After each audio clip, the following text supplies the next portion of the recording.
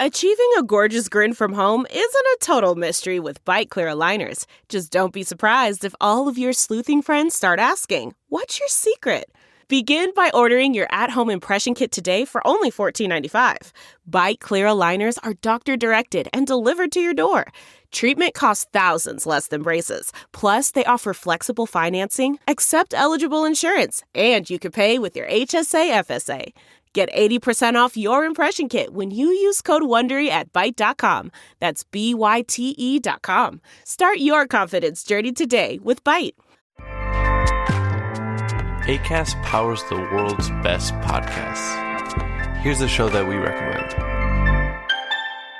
What is The Briefing Room? It's a behind-the-scenes look at how the criminal justice system works and the lives of the people within that system. If you love true crime, well, these are the real people who do the job every day of making sure justice is served. Hi, I'm Detective Dave. I'm Detective Dan.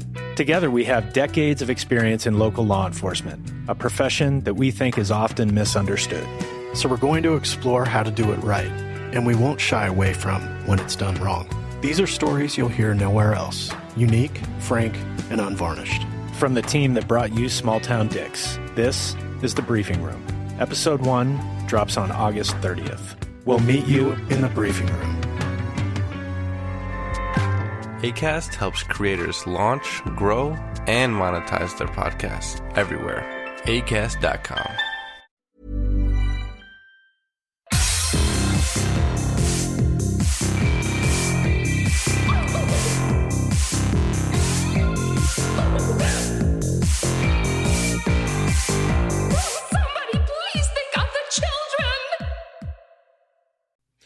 And welcome back to Scarred for Life, the podcast where we open up old wounds by looking back at the films that scared us as kids. I'm Terry. And I'm Mary Beth. And each episode, our special guest brings with them a movie that traumatized them as a child. This week, our guest is author Hailey Piper. She's the author of titles such as the Bram Stoker award-winning Queen of Teeth, Your Mind is a Terrible Thing, and No Gods for Drowning. Welcome to the show! Hi, thank you for having me. Thanks for joining us. We're really excited, and I love your pick. We'll get into that a little bit later, but your pick is, I was like, yes!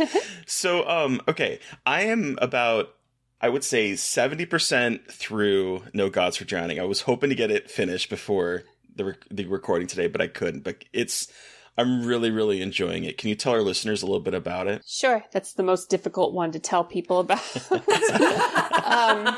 It's about a woman trying to, the gods usually have been protecting mankind in this world for thousands of years, and suddenly they're gone. This woman who's the daughter of a god is trying to get one back, and the best way to do that is offer blood sacrifices. So it's kind of a mix of her trying to bring her mother back so that she can protect people, and detectives trying to figure out who's murdering people ritualistically all over the city, and the woman's lover, who is she is trying to just protect the city herself, as like a flood fighter against these monsters from the sea. Hell yeah. There's a lot going on in this book. It's a fantasy, it's crime, it's horror, so it's busy. Well, that's what kind of drew me to it initially, was that there's a little bit of like eldritchness going on to this, like cosmic horror. There's fantasy. There's almost like a noir detective story going on here. Yeah. There's like a lot of subgenres at play. Is that what kind of draws you to literature? Is multiple genres, or is this something you're trying new? I read broadly. Okay. I think that's a good thing to do, for me at least. And I kind of I don't think about genre while I'm writing the story. Like, usually it's going to lean in a horror direction, but like, genre is kind of a marketing problem. In the end, which is why this ends up being on like different shelves depending on the bookstore you go into. Didn't you tweet about that yesterday or something? Yes. You were like, I've seen my book in multiple sections of Barnes and Noble. Yeah, it's been in the horror section, it's been the thriller section, and with mystery, and now yesterday I walked into one and it was in the fantasy section, which that's fine. yeah, like, I mean, that's the kind of book it is. But I mean, that's what I love about it, is that it pulls in everything that I love. I'm a huge fantasy fan. There's like one of my favorite video games is Bloodborne, and this was giving me a lot of like, oh, Bloodborne's so good. This is giving me like Yarnum vibes to it in some ways, like just the way it's described. It's like this is doing everything for me. Well, thank you. I'm glad you like Bloodborne. Bloodborne is fantastic. Oh my god, Bloodborne's one of my favorites. It's mine too. I've spent so many hours playing through that game. Yeah. Well, and then I also wanted to touch on Queen of Teeth, because that's one of my favorites, and I wanted to hear more. Well, one about, tell our like listeners about what it is, and then I wanted to hear more about the inspiration for Queen of Teeth. That one's easier to talk about because it's very straightforward. Although, I mean, it's also a genre blend. It's horror, it's sci-fi, it's romance. But it's about a woman who, after a one-night stand, discovers she has teeth in her vagina. And that escalates into discovering it might have something to do with this secret secret corporate experiment. And they're hunting her down because this incident years ago means that certain people are half company property, and the teeth themselves are just one part of what's happening to her as it grows tentacles and a mind of its own. Oh, dang. And also, one of the people hunting her is the woman that she's starting to kind of get into a relationship with, and the woman is also getting into a relationship with the monster that's coming out of her. So yeah, it's a busy book too. Hell fucking yeah. I wanted to hear more about where like kind of the idea came from, because I am obsessed. Okay, I saw the movie Teeth as a child about vagina dentata, and so I've kind of had a fascination with vagina dentata, and then seeing that you wrote about it, I was like, oh my god, finally, like there's not a lot of things out there about like tooth vagina, so I was super excited. Yes, I know, a weird thing to be like interested in, but here I am. Oh. I mean, weirdly, the concept was a little broader in some ways, in the sense that originally it was going to be multiple people who had vagina dentata, and it was almost kind of a normal thing at that point for like, oh yeah, there's some people who have that. And the main character was someone else too, and Yaya was kind of a minor character.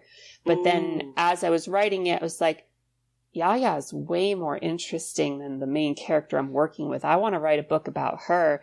And then that kind of just started shaping the world a little bit more, where it was like, she's the first one who's got this condition. And once that started happening with all like the sci-fi stuff and the bigger monster stuff, and it turning into a love story, I was like, I just want to go where no vagina dentata story has gone before.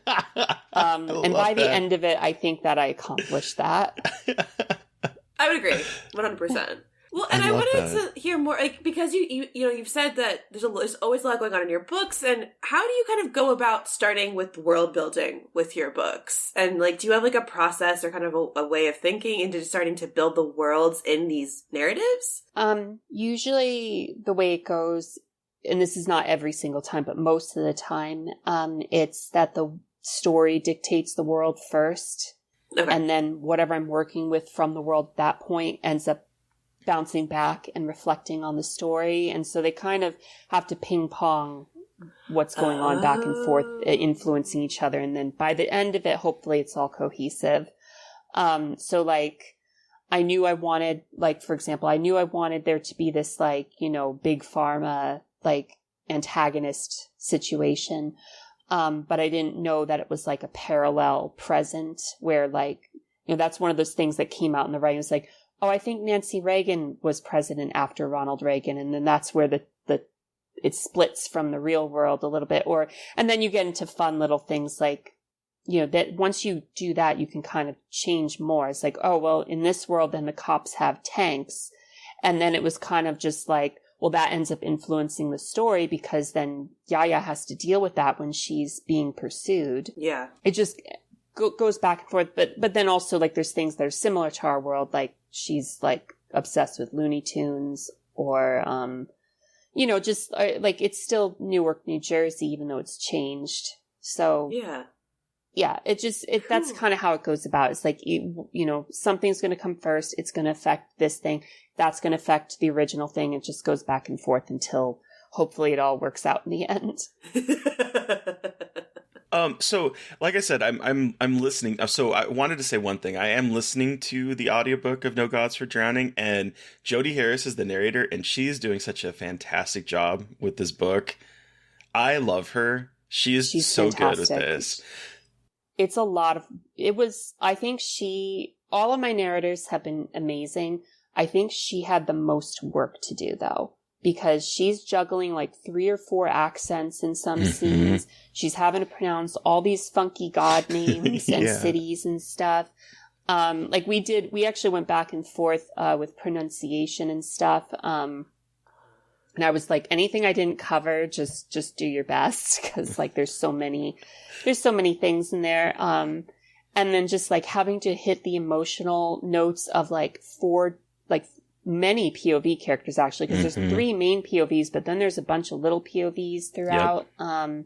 And you got bits where the tense gets weird because of certain, like you said, eldritch things are happening.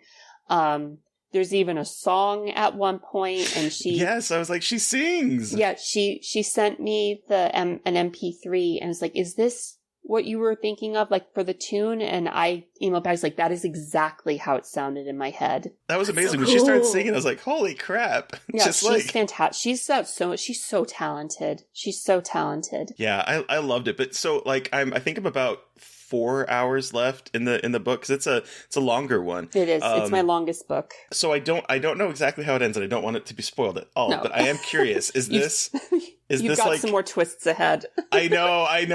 Every single time when specific characters die or something, I'm like, no, I can't believe that just happened. But it's really working for me. But I am curious. I really enjoyed this world. Is this like the first book, or will we have more in this world? Is there? So that's a complicated question. Yes, okay. We're going to be going back to the world. I don't know if there will be, like, I don't know if this is more like the first in a series so much as like the introduction to a world, and then there'll be other stories kind of exploring that world. Like I have a short story coming out this year, but the anthology hasn't been announced yet, so I can't say it. But that story takes place during the Holy War, earlier in this world. And then I'm working on a novella that also takes place in this world. But like I have a sequel in mind, but that's not really like the next thing on the, I have to kind of write what I feel like writing. And I'm just like, I'm not ready to write that yet.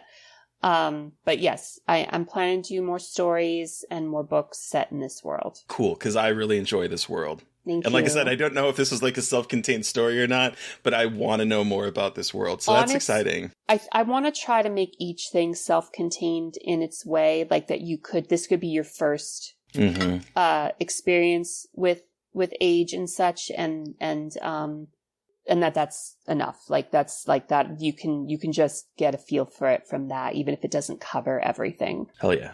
Cool. Well, so Hailey, I wanted to hear more about also like how you got started as a writer. Like, have you always loved writing, or like what was kind of how your relationship to writing growing up? Let's see.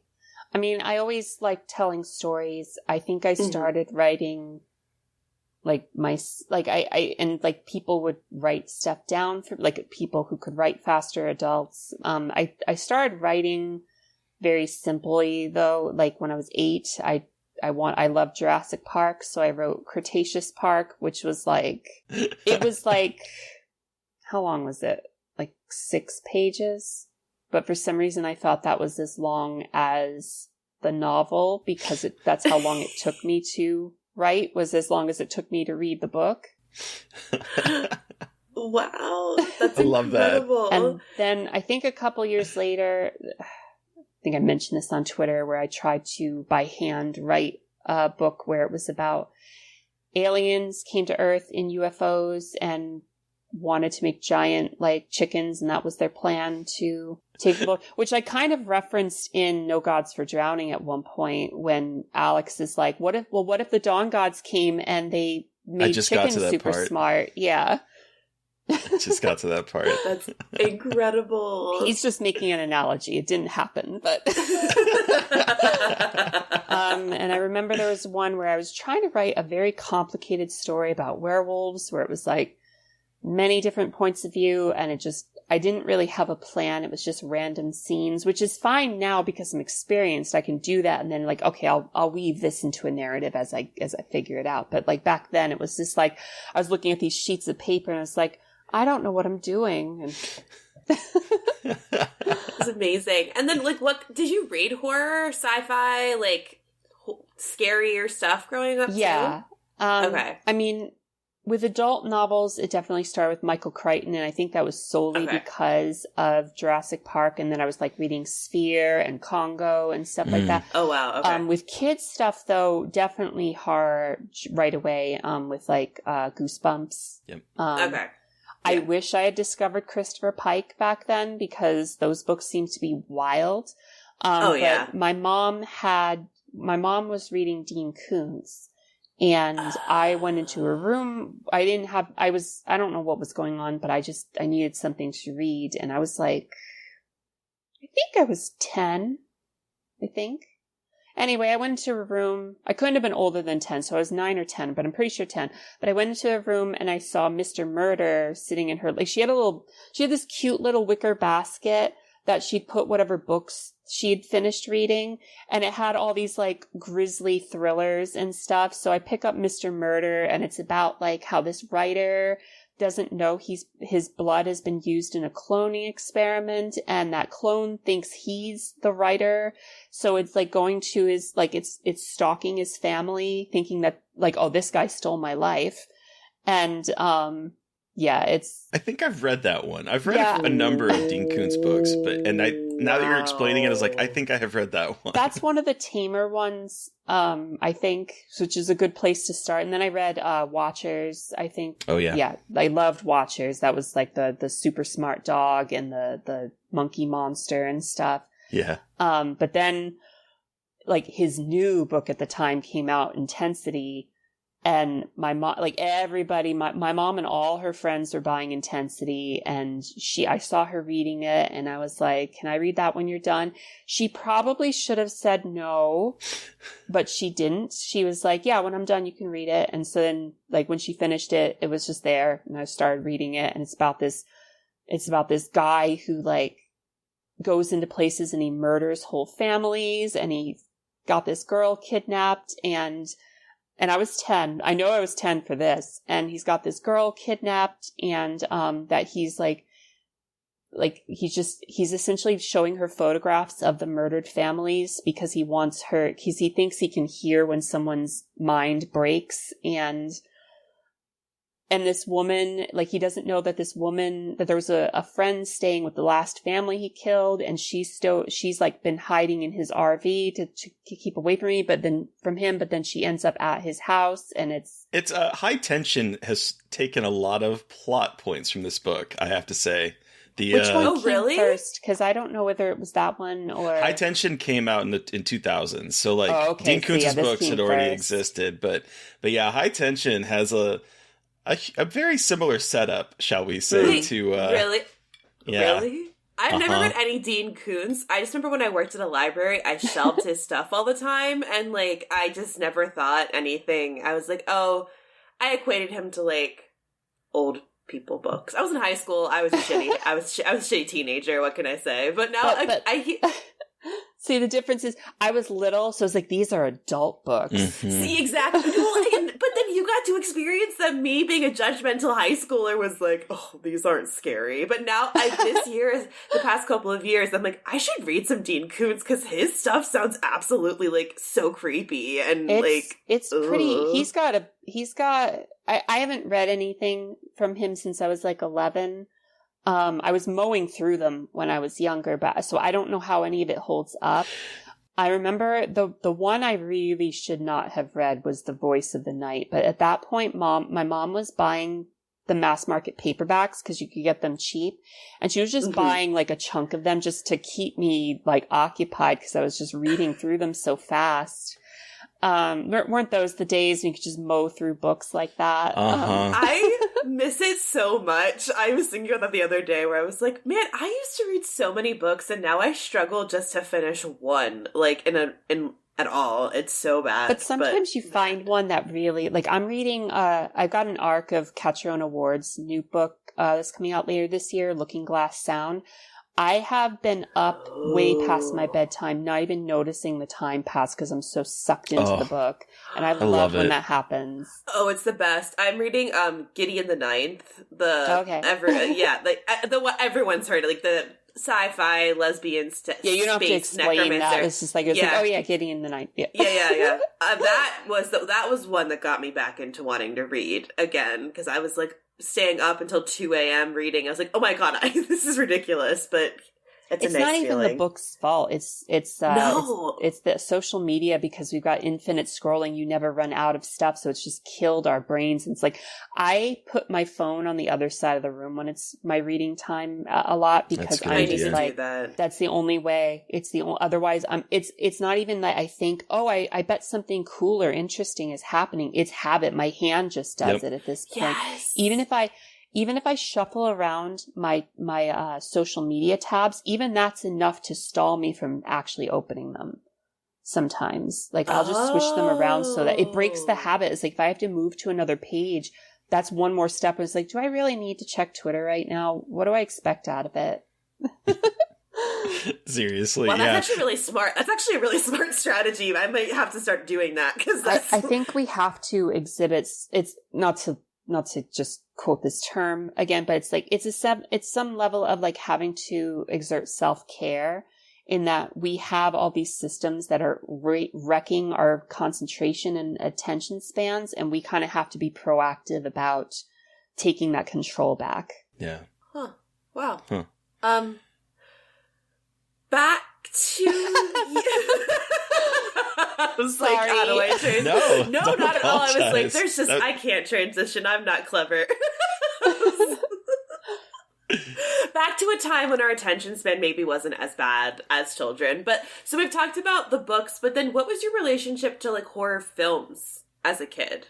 I mean, I loved and was scared of a lot of them. The ones that were easy for me were like the Universal horror monster movies, and like nobody wanted to watch them with me because they were all like, this is boring, it's in black and white, blah blah blah. But I was just like it's time for Dracula, it's time for House of Dracula, it's time for the whole, like, I love Creature from the Black Lagoon was my favorite. I had to have the whole trilogy. Wolfman, Frankenstein, like the Mummy, all that stuff. I was just like, yeah, I was just like absorbed with old black and white movies, like the Harryhausen movies and stuff. Like, just like Clash that was my jam. Those. Yeah, Clash of the Titans, 20 Million Miles to Earth. Yeah, just the Sinbad movies. Yeah, Seventh Voyage of Sinbad was like, that was just like, I saw that shortly before Jurassic Park came out, and so for a little brief moment of my childhood, that was like peak special effects. And I'd seen Ghostbusters and stuff, but for some reason that wasn't the same as seeing that Cyclops come out of the cave and like grabbing sailors and stuff. Yeah. It's so good. And like fighting a dragon, and it's just like, you weren't seeing that stuff a lot of the time unless it was a Godzilla movie, which was also great, but it wasn't the same because I knew it was a guy in a suit for the Godzilla, even though I love the Godzilla movies. Yeah. Adult horror though, that happened by accident. It usually happened by accident.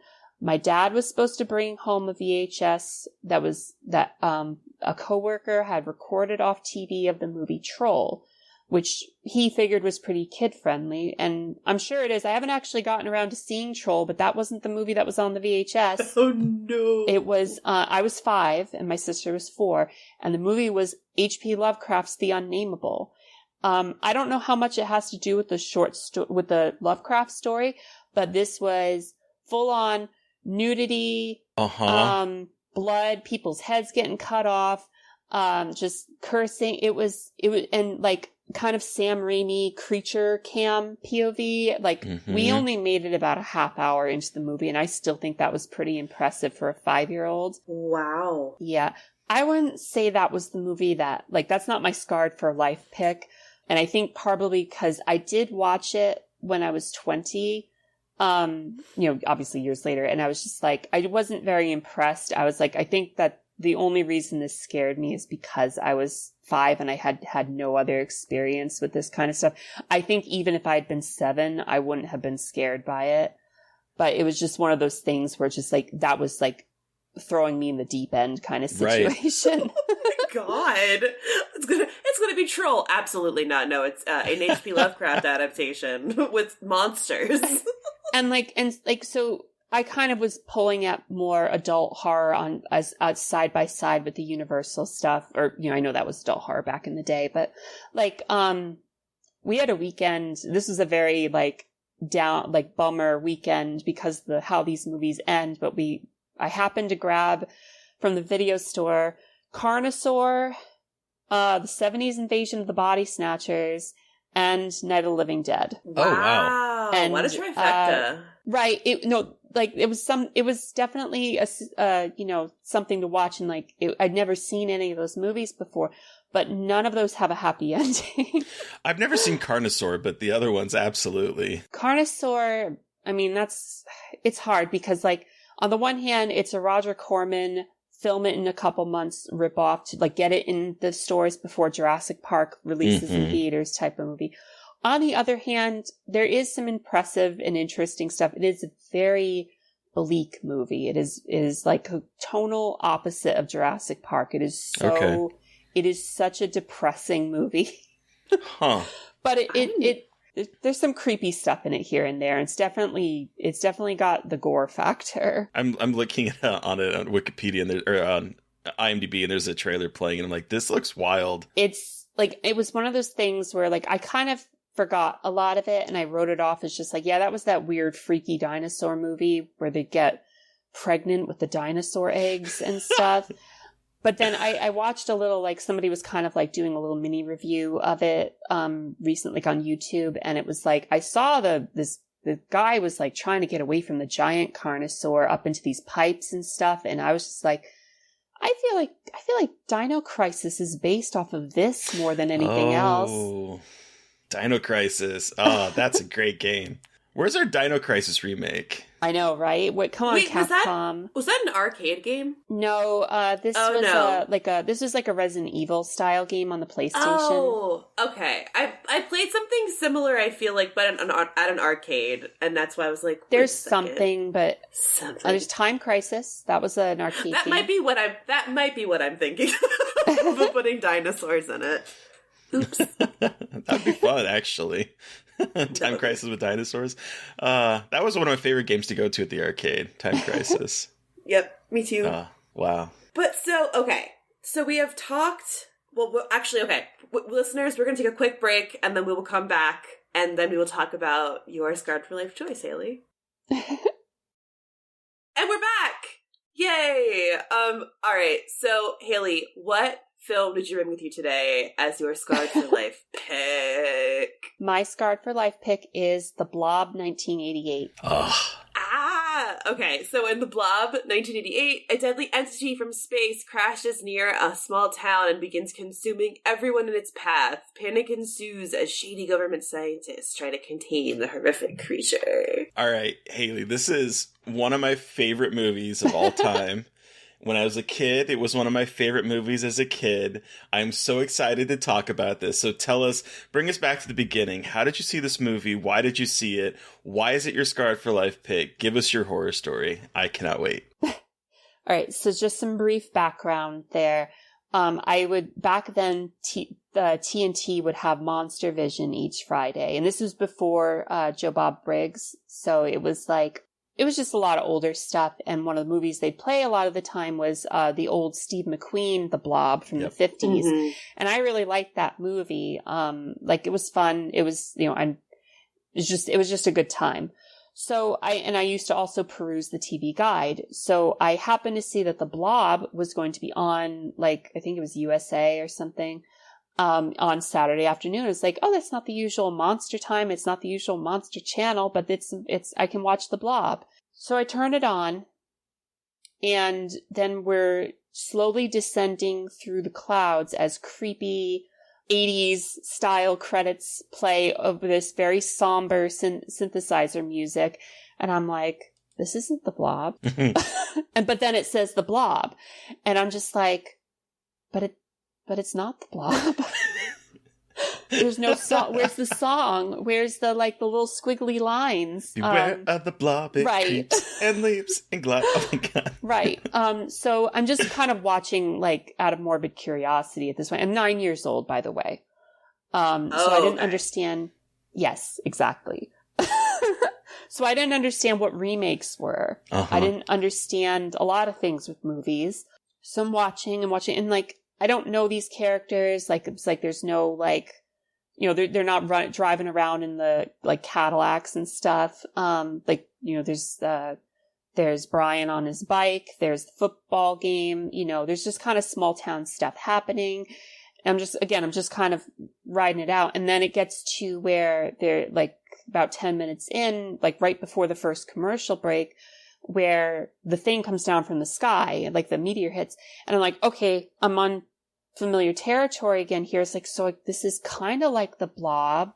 And then it's a little different because, in the original movie, and it's been a long time since I've seen it, it kind of just falls onto his hand, the little blob. And then he can't shake it off, but he's clearly distressed, but it's not like you don't know how bad it's going to get yet.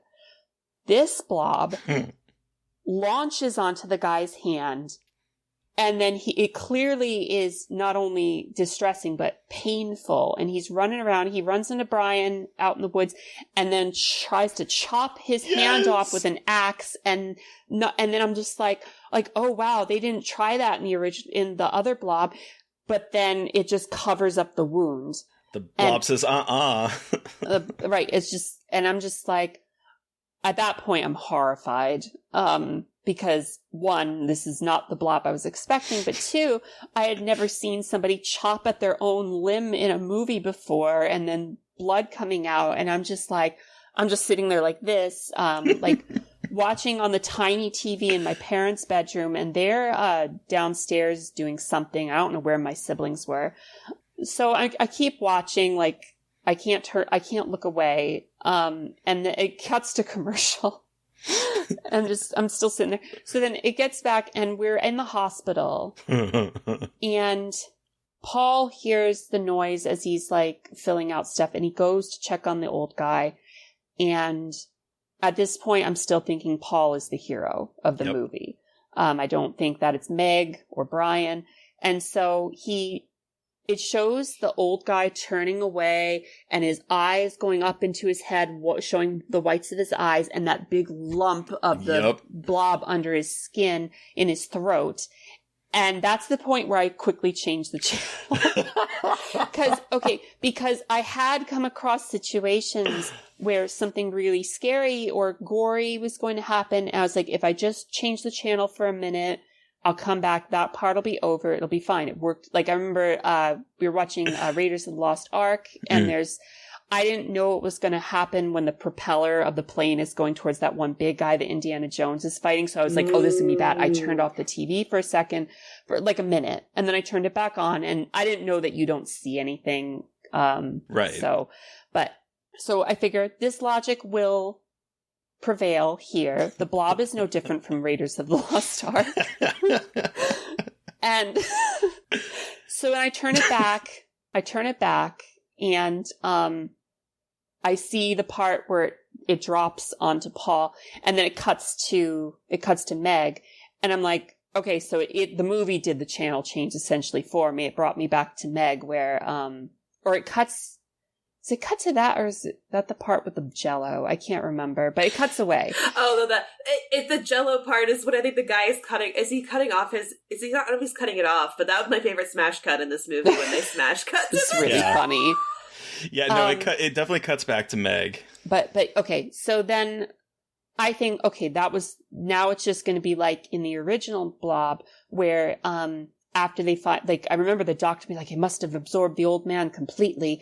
And you just see the little wriggling stop motion, jam blob. So I was like, okay, that's what we will see. Instead, it's when Meg finds Paul being essentially melted by this thing slowly, and his face is, you can see his eyes and his face is melting, and he's reaching out and his arm pops off when she grabs it. And like his skull caves in from the thing melting him. I think I only stared as long as I did because I was paralyzed, and then I turned it off and I was done. I was out of there. Like I couldn't watch the rest of the movie at that point. I was just like, it was too much for a 9-year-old. And I'd seen Night of the Living Dead, and I still think that's a scary movie. And I'd seen all this other shit, and that was just, I couldn't. It was too much. It overwhelmed me. Broke that brain. Uh-huh. Yeah. I couldn't go back for years. It was so many years before I just turned on the TV to some channel, and it was like a later part of the movie that wasn't like as bad yet. But I was like, oh, this is that Blob. And I just like changed the channel.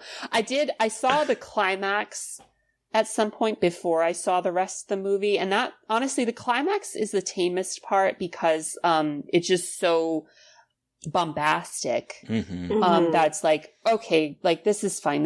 I mean, it's it's rough. Like there's bad stuff is happening, but it's not as bad as like Paul's face melting and all that horrible stuff. So like after that, I was like, okay, I think someday I can come back to this and watch the whole movie.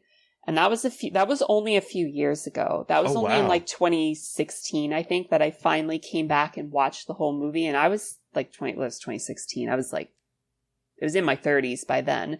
So I was like, all right, I'm going to sit down and watch this. I was scared even to watch it then. And I was right to be, because it was still horrifying. It is horrifying. I sat down and I was like, I'm not turning this off. I'm in my 30s. Grow up. And I was still like, when it got to the scene with Paul, I was just like, this is so much worse than I remembered.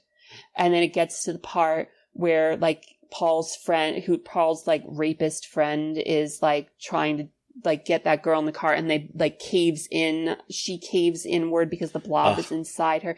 Yes. I saw it like moving, like you could see how fast it was going over the grass, and I was just like, the old blob was never this fast. And there's so many terrible scenes. The drain and the phone booth and the poor projectionist in the movie theater, and then all those people in the movie theater, the sewer kid, like there's just on and on. There's these horrifying moments.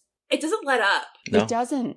Every 10 minutes there's something new. Exactly. Like I feel like a lot of complaints I see about horror movies, like you only get a little bit of the monster, you only get one moment. But in this movie, it's like, hold my this beer. is like, Relentless. hold my beer. Like we start going and going and going, and you just see people completely like melted Digested. and reassembled. Ew, I know. It's just like, well, and so this was my first time seeing this movie, actually. Oh, wow. I had never seen it before, and I don't know why I'd never seen it before. I think I thought of the remake, the original and the remake as one and the same. And I've heard about the Blob, but I just like, it never kind of came up. But I watched it last night, and my husband was like, oh, this movie's rough.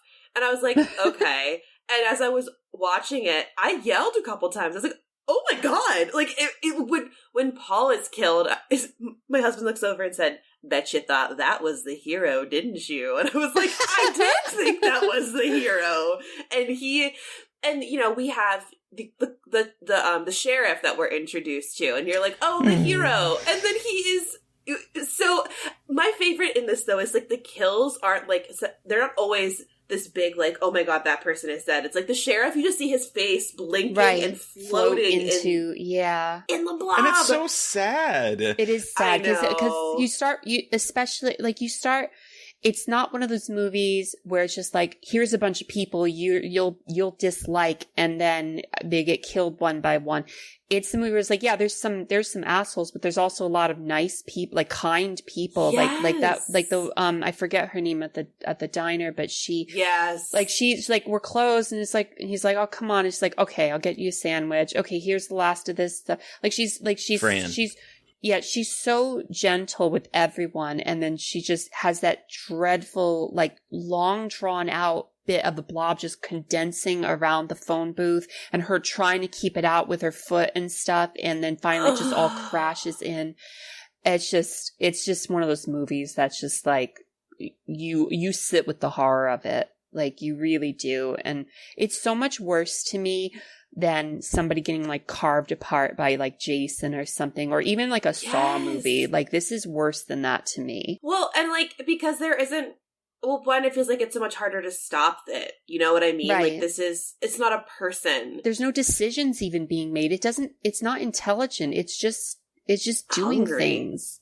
Like, right, it's exactly. just it wants to consume, and there's nothing you can do about it. And, you know, I was thinking a lot about how movies like The Crazies, specifically I'm thinking of the remake of The Crazies, and how like 30 Days of Night, movies like that kind of, I feel like, follow a similar structure of like very cool, like, and The Blob does it the best now that I've seen it. It's like getting you to know the people that live there, but like in a very kind of quick way. It's not spending a lot of time, but you still get the sense of like community, small town, who these people are. And like, yeah, there are assholes, but it's like small town America assholes. It's not like when we meet the scientists who have actually like bioengineered this thing, who are like, it's fine if a couple hundred people get eaten in town. It's all worth it for defense of America from Russia. And it's just like, yeah. It's so wild because I didn't really pick up on until this watch that up until Meg and Brian correct them, they think it's just a disease. Yeah, a virus. They're like, it's just a virus. And they don't realize that, like, even after they're told what's actually going on, they're not prepared for it. They go in and they see it for the first time and they're just like, holy shit. Like, they didn't, even when they're prepared, they do not know, they're not prepared. That's what I actually love about this movie. I think this movie is very smart. Yes, more smart than a lot of people give it credit for. It's a great script by Frank Darabont. It really is. And I think that it really plays on... So, like, one of the things that I think we see a lot of in the 80s is a lot of 50s nostalgia. There's a lot of movies that embrace that. And this movie is the perfect way to tackle that because the first movie came out, the original came out in the 50s. And so we're remaking a 50s movie. That movie was very golly gee willikers. I enjoyed it. But, like, it's, if you look at, like, the strange history behind the creation of it, it was being produced by a bunch of religious people who wanted to get into filmmaking. Oh. And so there's like a lot of like, there's this article on Den of Geek that I had read at one point, and it was talking about how, so this guy named Jack H. Harris, who was a Pennsylvania film distributor, he was determined to break into the movie production. He turned to a Pennsylvania-based studio called Valley Forge, which was a company that had made about 250 religious films and had never attempted a feature before. And so all of a sudden, that became this. And so there's a lot of golly gee feel to that original film. It's very optimistic, I would say. That yes, it's like the army will come to save us. Yes, the police will save us. Everyone will save us. Everyone is like authority good. This movie is saying, okay, the popular jock kid that would have been like the main character in that one, he's a date rapist.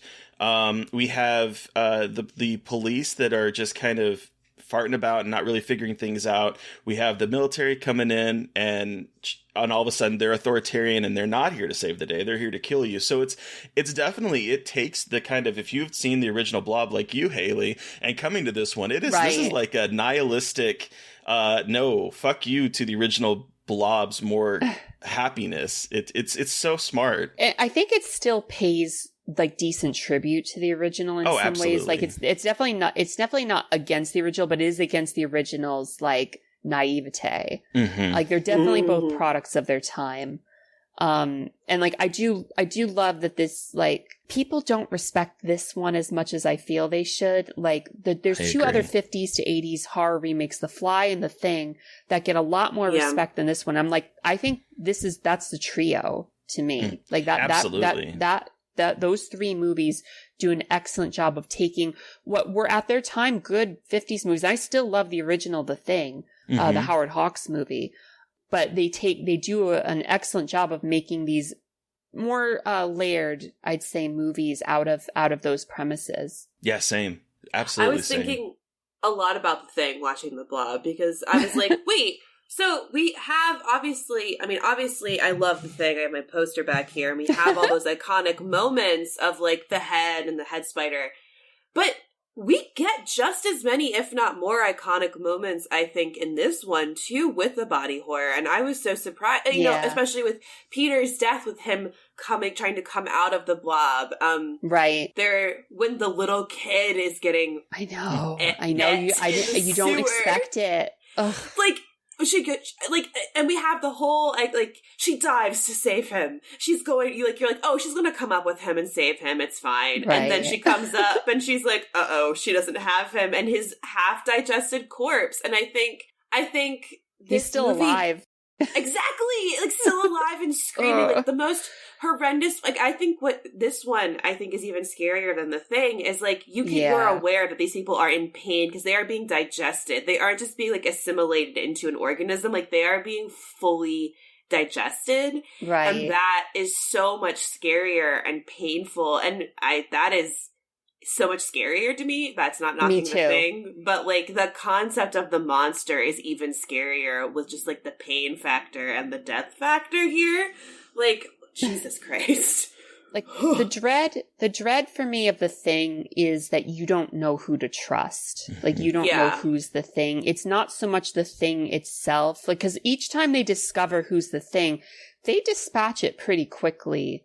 It's just a matter of, like, it can get you in your sleep. It can get you, like, this, like, the blob is just, it has, like, I think that's the difference also is, like, The Thing is clearly thinking. It's very intelligent. Mm-hmm. And the blob is not intelligent at all. There's nothing going on in there. It is purely, it's a giant amoeba. It's just doing what it does. The only time it slows down is if it's just had a bit to eat and it's kind of working that into energy. Like we see that in the hospital when it leaves Meg alone, and then when it goes into the sewer and the priest sees it, which is, that ending is something else. Like, but yeah. So this was like a favorite of mine growing up because it hit like this perfect spot for me of like incredible effects that like, I was at that age. I probably saw this when I was, I think maybe 9. It came out in '88, so I would have been 7 when it came out. So maybe I was 8 or 9 when it came out on VHS. But like for me, none of the horror, like, it went way over my head. I was just like, I cannot believe they're doing these effects because I had grown up. My dad was like was huge into old school horror, so like I had watched a lot of the Universal monster movies, of course, and The Blob was one of his favorites, and we had that on VHS, and I would watch it all the time.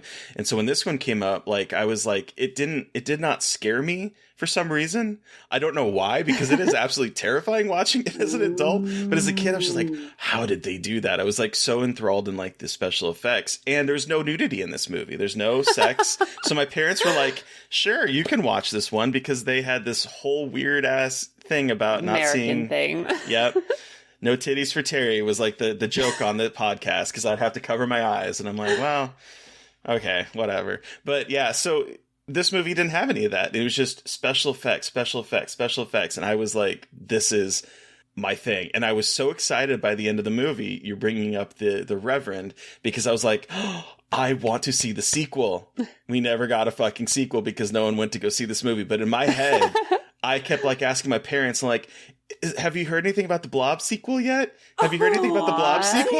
I would just like years later be like, when is the Blob sequel coming out? Because this movie suggested there's going to be a sequel. And you never got one. The Lord just didn't give him a sign. I know. Rude. Where's your God now? But it's, I think for me, I guess, I probably would have been like that too if I'd been able to make it to the end of the movie back then. But I think for me, the implication on its own is scarier, because the idea that he can just at any moment just end the world with this thing is just, ugh. It's horrifying. There's one thing for it to happen by accident, but like for somebody to deliberately put it in places, like that could be something that you couldn't stop potentially. It's a good idea for a sequel too. It is. It's just, I don't know what you'd do. I guess I don't know where you'd go from there. It's It's like, well, we're fucked. Like, it makes me, there's a book I read this year called Hell Followed Us Here, or I think I got the title wrong, but it like makes me think of religious nuts getting their hands on something they can't technically control but think they can, and that would be so interesting. But because I think we have such like an awesome indictment of the government, is it confirmed that it's a government agency? It's government. It is government. That's right. Because I was like, because the U.S. satellite. That's right, the U.S. satellite. I was trying at one point. I was like, is this just a sketchy group of people who like say they're from the government, but like we have the sketchy government agency who has manufactured this whole terror. But then we get the next logical thing would be an indictment on religious attitudes in America, and that would have been such a cool sequel. Someone do it now. We could do it. I think we're it's time. My only thing now is that they would do it CGI, and I think that's true. Good point. And although the stop motion in the climax does not necessarily hold up as well, all the other stuff in the movie holds up incredibly well. You feel it because it's on screen, because it's happening there in front of the camera. And I'm just like, if it was CGI, it wouldn't be scary, and you wouldn't feel it. Like you wouldn't. No, absolutely. It wouldn't be as horrifying what's happening to the characters. Well, I mean, just think about a CGI photo booth scene. Like it's so terrifying because you can it's actually it sloshes in. And it's coming through the crowd. And again, in this scene, but also a bunch of other scenes with the door shut. They're like, oh, the door is shut. It's like, that's usually a sign of safety, but because it can go under the door, it's like, no, not even a shut door keeps you safe. And again, I think this movie does play with that idea of safety and that we get so often in horror. Like in slashers, I feel like we always kind of know the formula. Like, okay, we know where the safe zones are, but in the Blob, there is no safe zone, buddy. Like the pipes come through the doors. It's just everywhere. It's everywhere. And again, like, this movie goes there and kills a kid, which we don't see it. It's always a taboo subject of killing a kid, but in this one, it's like, oh, no, we're not discriminating against, like, who is being at and part of the Blob, like, everyone. And I think it hits this nihilism that I think was starting to come through. We get obviously hit the peak nihilism in the 2000s, but I think this was kind of hinting at this whole, like, sorry guys, like there is like a happy ending, but again we get the Rev at the end with the Reverend, like there isn't actually a happy ending. It's just a reprieve, which I think is incredible. Well, and even them like containing the Blob at the end, there's like the inherent, it's subtle, they don't really address it, but like earlier in the movie there's this conversation with Brian and one of the mechanics where they're like, it's a warm October, snow hasn't come. We didn't get snow. It's been a couple years like that. Mm-hmm. It's climate change is already happening. Exactly. We're very quietly talking about climate change at this point. At the very end, they're like, well, we got to get this guy to the ice house because we need to keep it frozen. And it's going to get to the point where there's not going to be a lot of snow and a lot of coldness. And so like inherent in here is that kind of, what do you do once it's in the ice house? Like, how do you get rid of it? You're just containing it at this point. Right. Have either of you seen Shin Godzilla? I love Shin Godzilla. No, it's like the end of Shin Godzilla. I know, not to spoil, don't spoilers, but I do want to watch it. Yeah. I do want to watch it. It's a really... Sorry, I won't say anything else though. But there is that terror. I know what you're talking about. Yeah. But like when I saw like, oh, they froze him, I was like, yeah, but that's not dead. Like we don't know how to actually kill it. We just immobilized it. And that's the same as at the end of the original Blob when they dump it in the Arctic and they're like, well, as long as the Arctic doesn't melt. Right. And it's like the end question mark. Right. And that was back in the 50s. I know. So one of the things that always makes me so sad, and we kind of touched on a little bit, was Fran and Herb. But like the way that this unfolds, where we have like this little meet. Well, it's not even a meet cute, but in terms of the movie, it's a meet cute. They're like at the diner, right? It's like this little cute thing, like would you want to go on a date with me? And then she slips in the paper, says I'm off at 11. It's like this hopefulness. Will say, really quick, I thought I was gonna get creepy because she was like, I can't say no to the sheriff of the town. And I was like, ew, is he a creep? Like, is it just weird? But it ended up being cute. But I was like, 2023 and then it goes so badly. 2023, I'm like, oh, all the cops are shit, and like he is just like creepily hitting on her and won't leave her alone, just projecting my own. Sorry, Terry. Understandable. No, but what makes me so sad is, you know, she gets out to the phone booth. She's like, I gotta call Herb. I gotta let the police know. And she gets a hold of the person on the phone, and she's like, he went to the diner. And at that moment is when his face like just shows up in the blob, and his eye, the effect of his eye, I think it's like his left eye that just sort of like it's floating loose. It's so good, but I'm just like, but he blinks so at sad. one point too, I think, because my he's husband was alive. like, he's blinking, he's still alive. I'm like, this is horrible. It is. Like, I've seen some shit, but like, this is a lot. And I love it. But wow. And that's why this movie still upsets me to this day. I do love this movie now, but like even to watch it, because I was like, you know, I had finally watched the whole thing a few years ago, and then I haven't watched it since. So I was watching it this time, and I was still just like, okay, come on, we can do this. Like I was still scared. This movie still scares me even to put it on. And it was like, okay, we're getting to that scene. Like, I don't have this reaction to movies anymore. I don't have that level of the closest thing I can think of to that level of discomfort is when like the secondhand embarrassment kind of scenes in like comedies and stuff. That's as close as I get to where like, oh, I can't watch this. I can't deal with this. But this movie does it with horror because of how it's written and how the effects are done, and it's just so upsetting. Paul's death is still it's still incredibly well. I remember he was on, so Tony Gardner did the special effects for this, and he was initially hired to do like some small special effects, and then he ended up working on it long term. And Tony Gardner, of course, he created he was involved with like the Child's Play movies, doing the doll for Chucky. That makes sense because there's a lot of times where Chucky is in pain, and it's also really upsetting. Yeah, so like he's done like a lot. He did the Blob, he did Darkman, he worked on The Addams Family, Army of Darkness, Hocus Pocus. He was the puppeteer for Binks. Like he has like a lot of experience, and he also worked on I think mostly the later Child's Play movies, but I'm not 100% certain. Yeah, he replaced, I think it was like the third one, I think, that he came on. Third or fourth one he came on. But he does incredible work in this movie. This movie, so he was on a podcast, they was talking about the scene with Paul, and they actually made like, and it's hard for me not to see it now, it kind of like ruined it a little bit, but there's like a blanket. They have like this weird, they call it the Blob blanket, I think, and they had it put over them, and they would pull it. And so that's what made it look like it was like pulling back his flesh, was that it was like this blanket that they were just pulling behind him.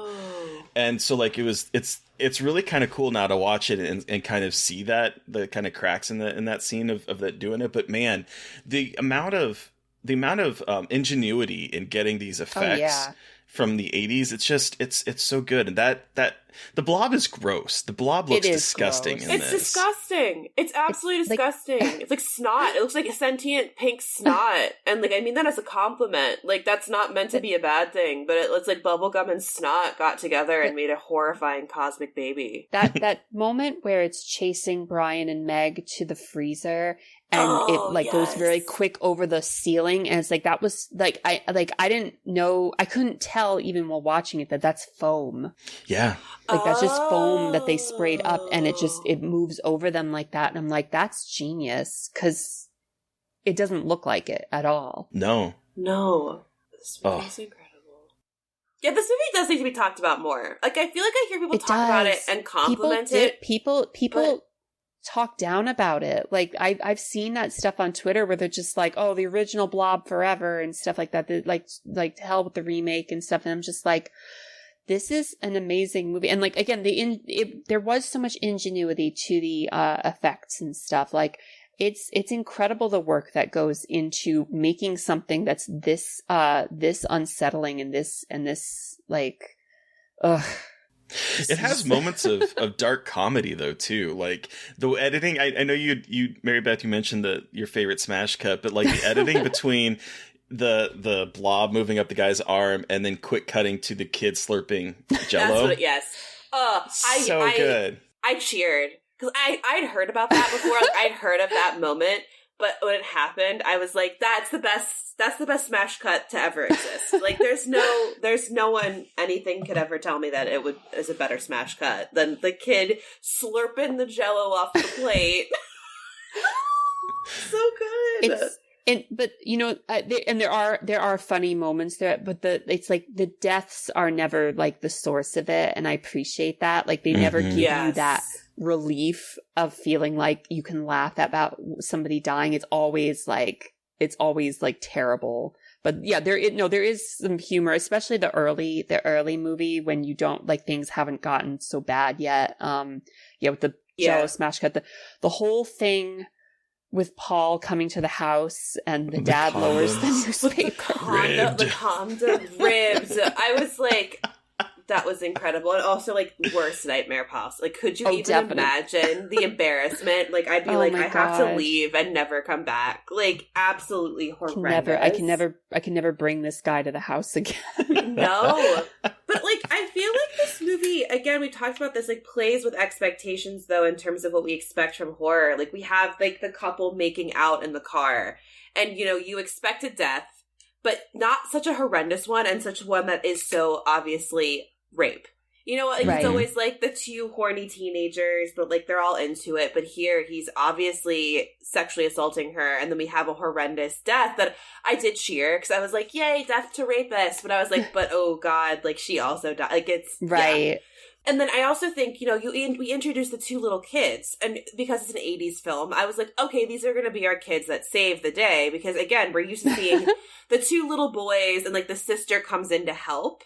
But here, it's the sister who is saving the day. Meg's the one who's like, what does she say? Like, eat this, you son of a bitch, or something at the end with the... Incredible. My sexuality is Shawnee Smith standing on the top of that car with her gun, shooting it, and saying, come on, you can do better than that, you son of a bitch. Like, it's so great. It's so great. She doesn't get the credit. Like, that character doesn't get the credit she deserves. No. I was gonna say, I'm sorry. We talk about, like, everyone is so much, like, you know, loves Final Girl. So why don't we talk about her? Like, she's the baddest bitch, like, the baddest bitch. Like, she dove after the Blob. Like, she's running into the movie theater of, like, where everyone's is running out to save her brother. Like, she's and you a see it, like, on the badass. seats and stuff, like, writhing around, and she's still in there. Like, she's still in there saving her brother and his friend. Well, and, like, I think another thing I like about this movie, too, it doesn't just focus on her heroism, but we have the close-up of the person being, like, digested. We don't get quick cuts, but, like, we see if there's a young woman, you see her dead, she and they pushes lift her over up. and she's only half eaten. Yes. And So, she's like, still alive. She's still alive. This movie never wants to stop showing you, like, yeah, there's heroes here, but look what's going on to everyone else. I think it hits that balance so well that I think a lot of movies might sometimes miss out on in terms of wanting to focus on our heroes or, like, saving the day. But here it's like, oh, but we're still going to show you that, like, no matter what she's doing, people are getting digested, like, everywhere. And it's... Yeah. Wow. It's really good at subverting expectations, too, because, I mean, Hailey, you mentioned thinking, you know, and you, Mary Beth, as well, thinking that, you know, Paul was going to be the hero and then he gets dissolved, right? Well, so the movie, like, sets up all these people that could potentially be the hero. You have, like, Kevin Dillon's character with his glorious mullet, who, like, you know, he's riding a motorcycle. So immediately people are thinking Steve McQueen from the original, you know, the Blob, like motorcycle, that kind of stuff. Yep, he's going to be that character. No, it's Meg. Meg ends up being the hero of it. But the way the movie starts, it almost makes it feel as if the two men are going to be kind of the heroes, and it's not. It's all Meg, and she's there to save the day, save her family, yell, shooting a gun at the top of her lungs. Like, it's just, it's so good. It's so good. incredible. I honestly think she doesn't get talked about with the final girls because this movie is so frequently disrespected. Yeah. I just don't know why, though. That's the only thing. Like, Weird. I wish I could figure out why it's so disrespected, because it doesn't make sense to me. It's just, it happened to fall in this little gap where it's like, nobody wants that. And I'm just like, but I don't understand. I don't understand why But this I want that. why this particular movie. I know. Yeah. I don't get it. The yo-yo from the ceiling, too, by the way. Oh, the yo-yo from the ceiling. That was such a great setup, though, because you remember him playing with it, and then it comes down, and then you see, and that's one of the most horrifying moments to me, is him on the ceiling getting melted. Mm-hmm. Ugh. The cop getting pulled in half through the barricade. Like, there's just gleeful moments of violence in this movie that's just like, nope, we're gonna pull out all the stops, and it's exciting, and it's paced incredibly well. I was like, when I was watching it last night, like I do watch this movie an awful lot, but I was watching it last night and I was like, oh wow, we're already at the climax, and it felt like it just started. It's just so much fun. Beautiful domino effect of pacing. Again, that Frank Darabont knows what he's doing. Like he's known since way back then. Like, and he wrote the script. And I believe Chuck Russell also directed one of my favorite movies ever, Nightmare on Elm Street 3. And it's just like, you can see that same thing here. It's just like the pacing is just like this, then this, then this, and this is all colliding towards this amazing climax. Yeah. Do we want to wrap up and give this our rating out of 5, Terry? Sounds anything good. else we want to hit? Cool. All right. We've hit everything. I know. There's so much to talk about with this movie, I always feel like. But, all right, Terry, how many Kevin Dillon mullets, glorious, beautiful mullets out of 5 do you give The Blob 1988? I mean, this is an easy one for me. It's 5. I think this movie is perfect. This is a comfort movie watch. The last time I watched it was... Sorry, I love horror fans who were like, The Blob is my comfort movie. Like, an hour and a half of people getting absolutely fucking digested, and it's a comfort movie. And I get it, but we're a cool bunch of people. Yeah, so I had watched this like maybe I think it was last year, the last time I watched it. It was for guesting on the Psychoanalysis podcast because they were doing a comfort episode. I was like, this is my comfort episode. I love this movie so much. I think most of the effects stands up to today. I think it is darkly comedic. I think it's nihilistic in the best way that I like my nihilistic movies to be. It subverts expectations. I think this movie has everything for it. It makes me sad when people don't give it the same respect that I think The Fly and The Thing get. And yeah, I think some of it might be tinged by nostalgia, but I think this is a perfect movie. It is 5 Kevin Dillon's glorious glorious mullets out of 5. Kevin Dillon. What about you, Mary Beth? So I am not tinged with nostalgia, and I also think it's a 5. It's a 5 mulleter out of 5. Yay.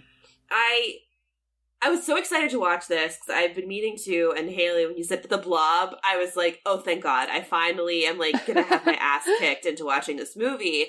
And as someone who loves The Thing, I was like, this is this is in the same caliber to me. And I think, again, we've talked about the differences, but here I think, the pacing, that affects, like, the way that this whole movie unfolds is just so incredibly impressive. And also, our final girl.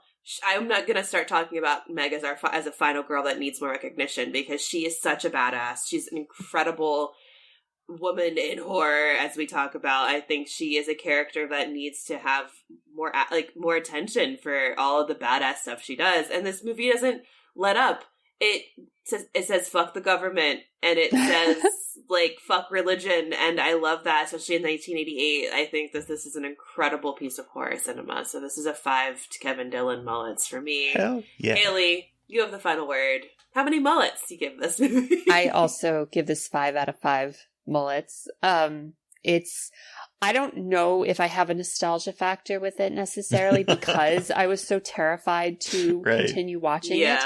But I definitely think that it's, I think pacing, script, like it's really just on it. It's firing on all cylinders. The effects still hold up. Even the stop motion I mentioned, it's not even the stop motion that I think is an issue. It's just the blue screen against the stop motion. It's really, that's it. And that's so brief that who cares? It's an amazing horror movie. I would love to see it get more respect in the community. It's hard to believe, looking at the effects, that it is over 30 years old. I know. But it is, so 5 out of 5 for me. I really think they made something amazing with this. Hell yeah. Well, thank you so much, Hailey, for joining us to talk about the Blob, because I could talk about the Blob every single day. That's like, it's so good. But where can our listeners find you, and what do you have coming up that you'd like to talk or plug? The floor is yours. Let's see. So I have 3 books coming out this year, as long as everything goes as planned. Just 3. Yeah, it's nothing. No big deal. Just 3. I'm going to try to never have that happening again, because my brain is all over the place. Yeah, I can imagine. Cruel Angels Past Sundown should be coming from Death's Head Press. It's my splatter Western book. Even the Worm Will Turn, which is the sequel to The Worm and His Kings, should be coming out in the summer. And then A Light Most Hateful is my small town horror novel. Will be coming out in October 10th from Titan Books. Hell yeah. And then I'm at www.haileypiper.com, on Twitter at Hailey Piper Says, and all their social media at Hailey Piper Fights. Hell yeah. And everyone will have links to all that in the show description. So go read a book or all of them of Hailey's.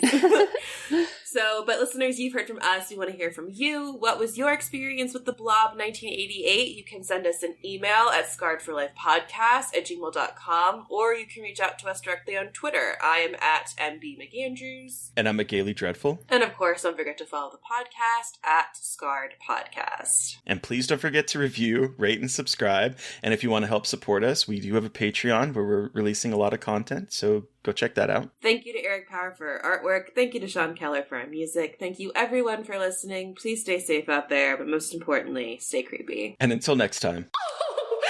Somebody please think of the children!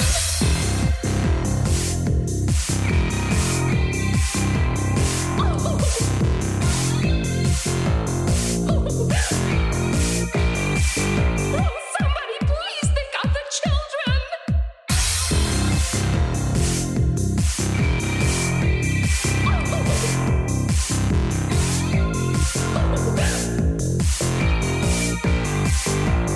Somebody please think of the children!